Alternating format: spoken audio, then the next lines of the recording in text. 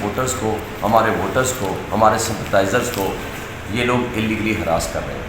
نہ صرف ہراسمنٹ کر رہے ہیں بلکہ کچھ لوگوں کو ڈیٹین کر دیتے ہیں، اللیگل کنفائنمنٹ میں رکھتے ہیں، اور ان کو ایک ہی شرط بتاتے ہیں کہ آپ یہ سادے کاغذ پہ دستخط کر دو یا سم ٹائم ہمارے جو اپوننٹ کینڈیڈیٹس ہیں ان کی سفارش لے آؤ تو ہم آپ کو چھوڑ دیں گے.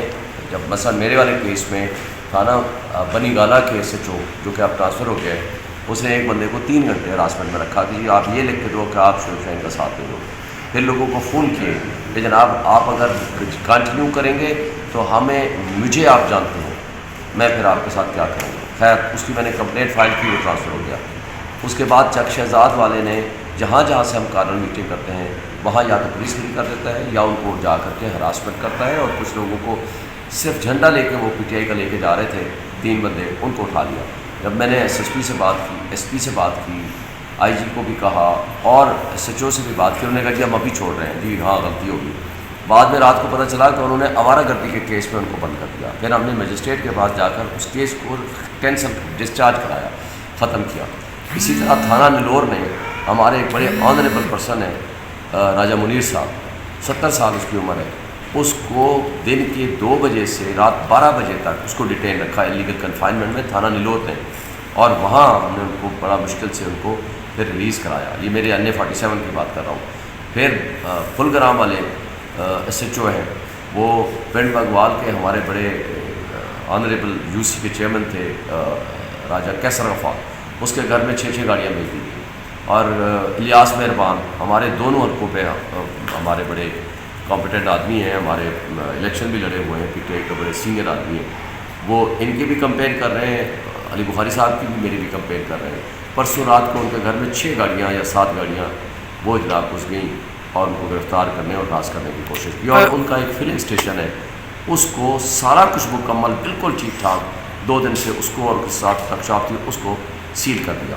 اسی طرح باقی تھانہ پھلگرام نے ایک اور میرے بندوں کو کل اٹھا لیا. ان کو کہا جی یہ لکھ کے دیں کہ جناب، پہلے کہا سادے کاغذ پہ لکھ دیں، تو 7-8 گھنٹے رکھنے کے بعد ان سے کچھ لکھوایا کہ جی نہیں میں ریلی نہیں کروں گا، یہ نہیں کروں گا، وہ نہیں کروں گا. وہ لکھ کے ان کو ان کو چھوڑا. ابھی آرڈر سر کیا ہوا ہے؟ آرڈر اس طرح کی بے شمار واقعات ہیں.